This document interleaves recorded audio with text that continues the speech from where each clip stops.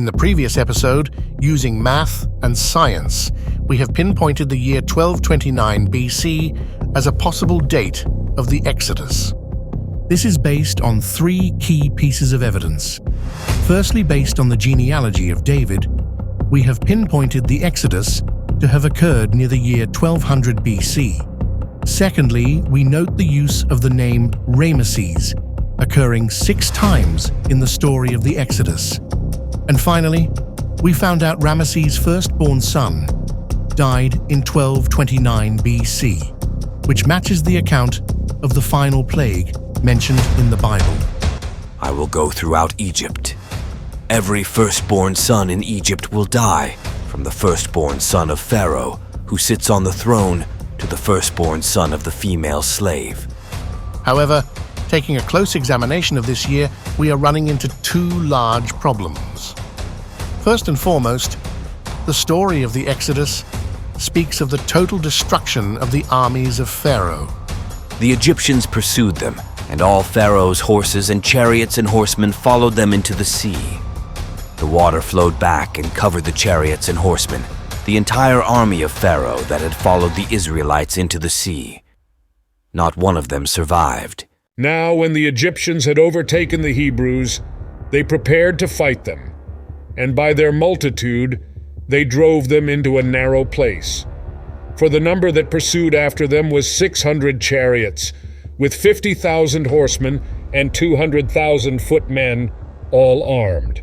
As soon, therefore, as ever the whole Egyptian army was within it, the sea flowed to its own place, and came down with a torrent raised by storms of wind, and encompassed the Egyptians.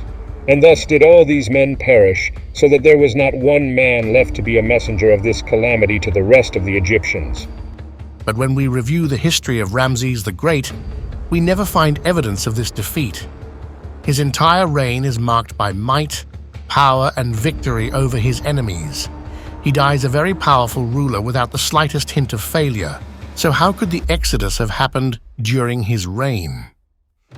Secondly, what about the 215 years we are told the Hebrews lived in Egypt? Using our 40-year per generation average, we have calculated Jacob's journey to Egypt to have happened in the year 1389 BC.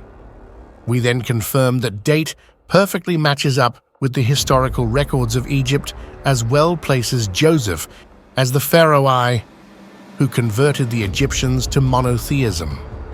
However, this only leaves us with 169 years between the 2 events. Why are we off by 49 years? So this begs the question, what if the year 1389 BC is accurate for Jacob going to Egypt, but could we have the wrong year for the Exodus? What if we simply count off 215 years from 1389 BC? How does that reshape the timeline? Initial thinking implies this to be a useless exercise, since no one has ever attempted to put the Exodus date that far forward in time. However, out of curiosity, let's take a look and see where it places events. So 1389 minus 215 yields the year 1174 BC. At first glance, it seems like a terrible date, because it puts the Exodus past the death of Rameses II, and there must be a reason the Bible mentions Ramses 6 times when talking about these events. It does, however, put it within 30 years of our magic 1200 BC number, so there is potential for it to be accurate. The next step is to find out who was Pharaoh in that year and what was happening in Egypt. Buckle your seatbelts as you are about to be amazed at what we uncover. Opening the history books, we find Merneptah follows Ramses II from 1212 to 1202 BC. After him, Seti II rules for 3 years, followed by Amenmeses for 6 years. 3 more little-known pharaohs follow, and then in 1186 BC, a pharaoh ascends to power who will rule Egypt for 31 years as, quote, the last of the great pharaohs on the throne of Egypt. His name? Ramses. Ramses III, to be exact. Can this be true? Is it possible the last great pharaoh of Egypt is named Ramses, and rules in the year that our timeline shows the Exodus happening? This is truly earth-shattering, and even more breathtaking the fact that no historian has ever put these pieces together. Looking closer, we find the Egyptian civilization falls apart immediately after the reign of Rameses III, lining up perfectly with the narrative of the Exodus. And there is something else. It turns out Rameses III had a firstborn son who died within his own lifetime. Could his firstborn son have died in 1174 BC, coinciding with the Exodus and the final plague mentioned in the Bible? Putting all this together, could this be confirmation of the biblical accounts of the Exodus in Egyptian history? And there is more. Here is the most intriguing piece of evidence confirming the accuracy of this date and the entire timeline. It is either proof of the accuracy of the timeline or simply a remarkable coincidence. The four major events in Hebrew history, from which all other events are measured, are these: Abraham moving to Canaan, Jacob going to Egypt, the Exodus, and the building of Solomon's temple. Our new timeline has Abraham moving to Canaan in 1604 BC and Jacob going to Egypt exactly 215 years later in 1389 BC. We then have the date of the Exodus in the year 1174 BC, exactly 215 years from when Jacob came to Egypt. So what about Solomon's temple? We know Solomon's reign started in 970 BC upon the death of King David. He then started the temple in the fourth year of his reign and completed it 7 years later in 959 BC. Well, guess what? It turns out 959 BC is exactly 215 years from 1174 BC. A truly remarkable discovery. This gives us perfect alignment of all four major historical events in Hebrew history, plus fits perfectly with the Egyptian records and matches all verses contained in the Bible and Josephus. This is the only timeline that successfully explains all details of the Exodus and Hebrew origins. There does not appear to be a single historian who has ever proposed this theory. However, the testimony in the Bible and the substantiation in Egyptian history is overwhelming. There is another clue in the book of Josephus pointing to this date, 1174 BC being the correct date for the Exodus. Rameses the Great, who slew the Israelite infants, and of the inscription on his obelisk, containing, in my opinion, one of the oldest records of mankind. Throughout history, Rameses II has often been referred to as Rameses the Great, so we are certain that Josephus is talking about Rameses II. The above quote delivers the clear message that Rameses II was, in fact, the pharaoh who ruled when Moses was born and ordered Hebrew male babies killed as mentioned in the book of Exodus. Then Pharaoh gave this order to all his people: every Hebrew boy that is born you must throw into the Nile, but let every girl live. We also know that Moses was born 80 years before the Exodus, so if the Exodus happened in 1174 BC, then Moses would have been born in the year 1254 BC. This date places him exactly 25 years into the reign of Rameses II. The timeline is a perfect match. Since Ramses' reign was only 67 years and Moses was born 80 years before the Exodus, there is no theory that can claim Ramses II was the pharaoh of both the Exodus and the one who ordered the Hebrew boys killed at the time Moses was born. He would have to be one or the other, and Josephus makes it clear which one is correct. This new date confirms the accuracy of Josephus's quote, as well as explains why the term Ramses would have been so common in the Bible when discussing the trials of Moses and the Exodus.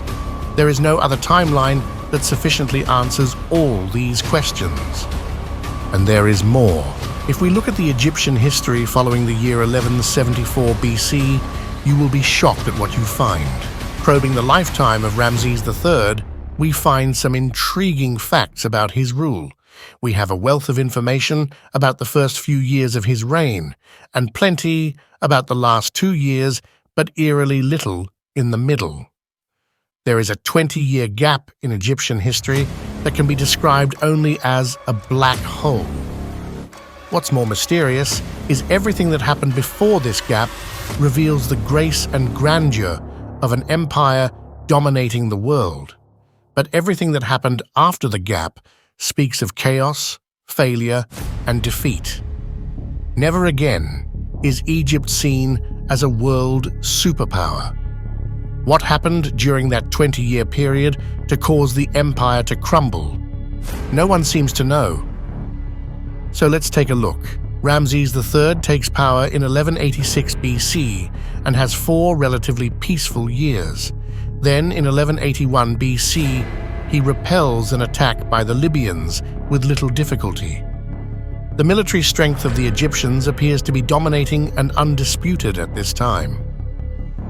2 years later, in 1179 BC, Egypt is attacked by a large group of nations collectively called the Sea Peoples, who are repelled as well.